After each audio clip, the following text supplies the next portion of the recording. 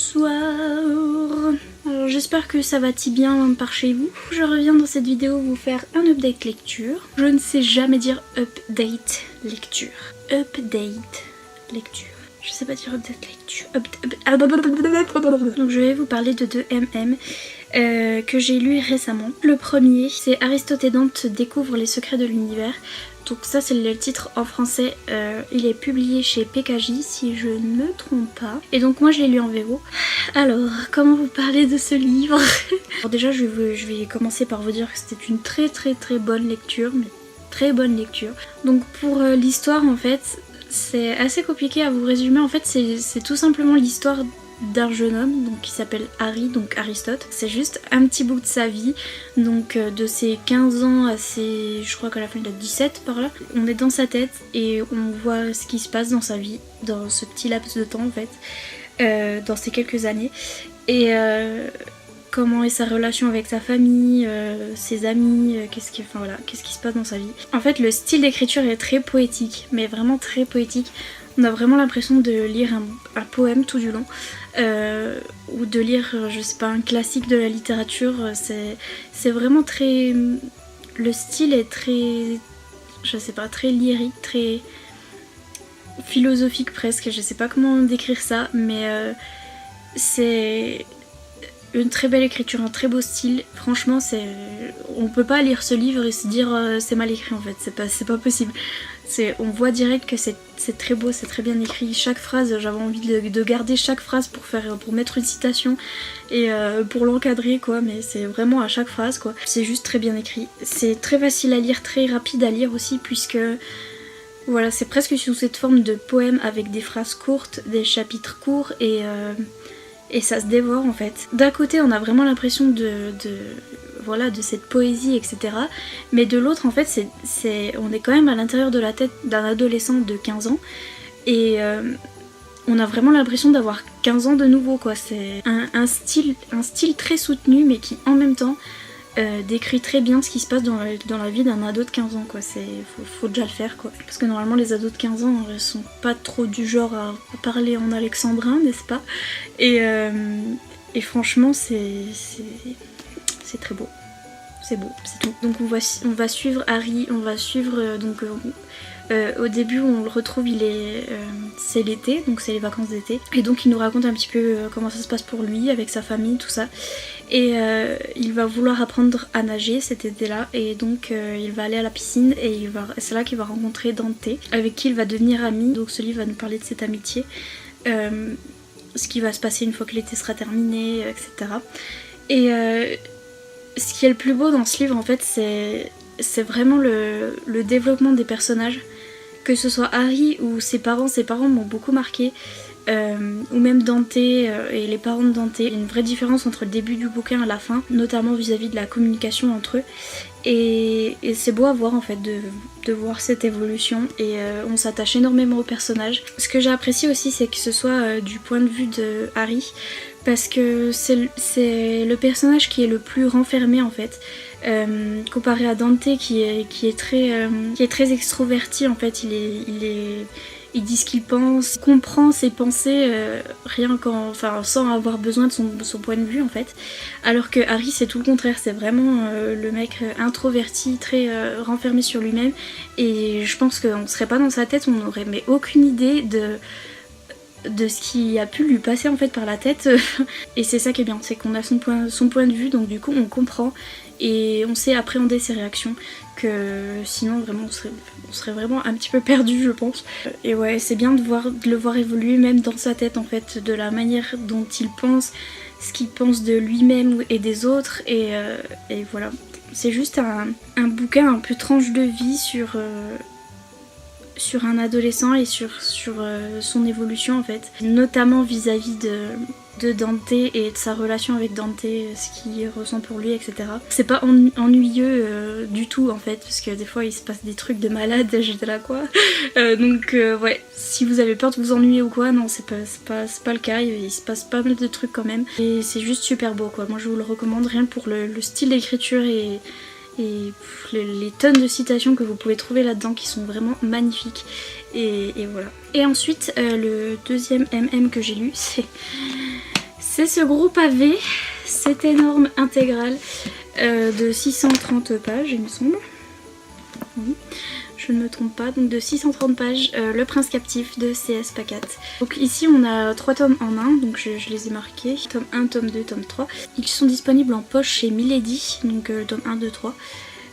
Qui sera plus facile à manier je pense, puisque heureusement que j'étais chez moi quand je lisais ça, mais pour transporter, ouais, je vous le dis, c'était pas c'est pas le mieux, mais en tout cas cette intégrale est magnifique. Bref, comment vous dire, comment exprimer mes sentiments, c'est un énorme coup de cœur. Je le savais hein, puisque tout le monde me l'avait dit que j'allais avoir un coup de cœur sur ce bouquin, mais c'est la bricasse quoi.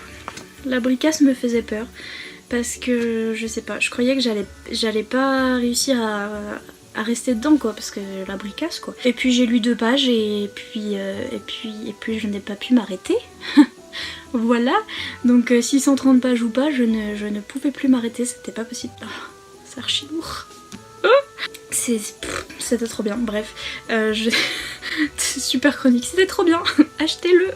Je savais que j'allais aimer, hein, mais tout le monde me l'a dit, hein, tu vas kiffer, ouais je sais, mais je pensais pas à ce point là quand même. Parce que la fantasy normalement c'est pas, voilà, c'est pas mon dada. Et puis ça m'a convaincue franchement, ça m'a convaincue de me replonger dans de la fantasy. Parce que pour vous dire, j'ai même un palais d'épines et de roses que j'ai en pause pour l'instant. Et après avoir lu ça, j'ai vraiment envie de lire de la fantasy, mais un truc de malade, et j'ai vraiment envie de reprendre un palais d'épines et de roses, et etc. Enfin bref, ça m'a convaincue que je peux sortir de ma zone de confort et je peux lire de la fantasy, donc voilà. Je sais même pas comment vous résumer l'histoire. Ouais, donc on est dans un monde de fantasy, donc de la fiction, qui est un petit peu... Moi j'avais pas compris le principe, hein. Moi la fantasy, je vous jure, ça fait 40 000 quoi, enfin je comprenais pas le principe, donc au début on a une carte. On a une carte avec les pays, etc. Et donc moi déjà je vois la carte et je demande à tout le monde c'est quoi la Grèce antique, l'Italie, qu'est-ce que c'est? Tout le monde non mais c'est de la fiction, c'est de la fantaisie. Et moi j'étais là... Hein? Ça a dû me prendre bien 2 heures pour que je comprenne le principe de la fantaisie, ok? Et donc on est dans un monde fictif où... donc on m'a dit que l'autrice s'est inspirée quand même de la Grèce antique et de la France...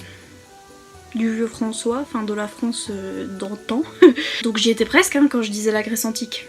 En gros voilà, on est dans un monde où il y a plusieurs royaumes et avec chacun un roi, etc. Et c'est une histoire de conquête, enfin de qui va avoir le plus de royaumes ou quoi en fait. C'est un petit peu à la sauce Game of Thrones, etc. Sauf que c'est mieux. Donc ici on va suivre Damen qui est en fait, donc qui s'appelle Damianos, son surnom c'est Damen, et qui est l'héritier du trône d'un des royaumes. Et qui en fait va subir un coup d'état quand son père va mourir, donc c'est lui qui est censé monter sur le trône. Et son demi-frère, il va faire le bordel quoi. Et en gros récupérer le trône, et donc faire emprisonner Damen et le vendre comme esclave au royaume d'à côté en fait. Et donc Damen va se retrouver de passer de petit prince héritier à esclave. Et il va se retrouver dans un nouveau royaume en fait où il va être l'esclave de plaisir de l'héritier du trône de l'autre royaume, donc qui s'appelle Laurent. Laurent qui normalement devrait accéder à son trône, mais pour l'instant c'est son oncle qui est sur le trône en tant que régent, parce que Laurent est trop jeune. Et en gros le but de Laurent c'est d'accéder à son trône. Et le but de Damen aussi c'était ça au départ, sauf qu'il s'est tapé un coup d'état, donc on va voir comment se débrouille notre petit Damen en tant qu'esclave au milieu de ce nouveau royaume avec ce nouveau prince qui est... moi je l'adore hein, mais il est comment dire, assez froid et assez impitoyable, voilà. Et donc ça va pas bien se passer entre eux, voilà, vous pouvez l'imaginer. Mais c'était tellement bien. J'ai bien aimé ces histoires de royaume, de conquête, de guerre, de pouvoir, d'intrigue politique, tout ça. Alors que pourtant, enfin, c'est pas censé être mon truc. Moi, je sais pas, mon truc c'est la romance, les trucs simples et tout. Et bon, en fait, j'ai adoré, voilà. Je m'attendais à vraiment... c'est vrai que j'attendais les moments de romance, mais vraiment à fond quoi, j'étais fangirl à fond pour la romance. Et en même temps, en fait, les autres parties d'intrigue et de trucs politiques et de conquête et tout ça, mais j'étais autant à fond dedans quoi, j'étais pas là que pour la romance, donc pour un coup. Et c'est ça qui me dit que c'est vraiment un coup de cœur, parce que vraiment tout m'a plu en fait dedans. Donc aussi bien l'histoire que la romance, que les retournements de situation qui m'ont fait tomber de ma chaise, hein. Je vous le dis plus d'une fois, notamment Laurent, mais Laurent c'est my baby. J'en pouvais plus de lui, hein. Il me faisait tomber de ma chaise toutes les 5 minutes. C'est King Laurent, franchement, je le kiffe. Et donc voilà, et Laurent et Damen, franchement leur relation d'amour-haine là, on adore, c'était trop bien. Au-delà de ça, même les personnages secondaires sont pas en reste, franchement c'est... certes on s'attache aux personnages principaux, hein, voilà, forcément, mais les autres personnages sont bien développés aussi, on s'attache aussi à eux, et ils sont pas là un petit peu pour faire potiche dans l'histoire, je trouve qu'ils ont vraiment un bon rôle dans l'histoire, et c'est juste bien écrit, c'est juste bien fait. C'est juste Queen CS Pacat, c'était super, je sais pas quoi vous dire d'autre. Donc franchement, même si vous êtes pas fan de fantasy, même si vous êtes pas fan d'histoire de royaume, combat, d'histoire de un peu à la Game of Thrones, etc. Ne vous arrêtez pas à ça, faites pas comme moi. En fait, l'écriture est tellement fluide, c'est tellement facile à lire en fait, ça donne... C'est vraiment des cliffhangers toutes les 5 minutes et on a vraiment envie de lire, de savoir ce qui va se passer. Et l'univers est super immersif en fait. On plonge dedans, même si on n'aime pas ce genre d'univers, ben on est obligé de l'aimer celui-là. C'est vraiment... c'est bien fait. Je ne sais plus quoi dire, je ne sais plus. Lisez-le s'il vous plaît, merci. Lisez les 3 tomes, merci, au revoir. Franchement, pour vous dire, la romance n'est vraiment pas au centre du récit. Et moi, normalement, c'est ce qu'il me faut, hein, vraiment, une romance quoi. Et là, bon, elle est pas au centre, mais elle est présente quand même. Et 630 pages, hein, donc voilà, il fallait me tenir quand même, hein, parce que moi, voilà, je me lasse vite. Mais non, c'était 630 pages où j'en pouvais plus, quoi. Je l'ai lu en 3 jours, en moins de 3 jours, je pense. Et c'est juste parce que je devais m'arrêter, parce que je devais dormir, parce que j'avais une migraine de malade. Mais je vous jure que j'avais envie de pleurer quand je devais l'arrêter, hein, mais vraiment. Ouais, franchement, j'aurais pu le lire en un jour et une nuit, facile, tranquille. J'étais légèrement accro, les gars. Surtout que moi, la Grèce antique, it's my dada. D'ailleurs, je devrais me trouver des romans historiques un petit peu qui se passent en Grèce antique, si vous en avez. Je suis preneuse, parce que franchement, j'adore, c'est... Je sais pas pourquoi, hein, j'adore. Et en plus c'est du MM, donc que demande le peuple? Non mais franchement, j'ai kiffé. Lisez cette trilogie, merci. Oh purée, j'exagère même pas, je me suis froissé un muscle. Au cas où vous êtes fragile, optez plutôt pour la version poche, hein. Même si... Ah mais je sais pas, 7, 14, 15, 16, 17, 18... Ce serait même moins cher en poche. Franchement, je sais pas pourquoi j'ai acheté l'intégrale. Je sais pourquoi j'ai acheté l'intégrale, c'est parce qu'il est beau. Bref. Est-ce que je redis qu'il faut lire ce livre? Il faut lire ce livre. Allez, j'arrête de me péter le bras. Donc voilà pour cette update lecture spéciale MM. J'espère que ça vous aura plu. N'hésitez pas à me dire si vous avez déjà lu l'un de ces livres et si vous avez aimé ou pas, ou si vous avez envie de les lire grâce à moi. J'espère que je vous ai donné envie en tout cas. N'hésitez pas à mettre un petit pouce en l'air et à vous abonner si c'est pas encore fait. Et moi je vous dis à bientôt dans une prochaine vidéo. Bye!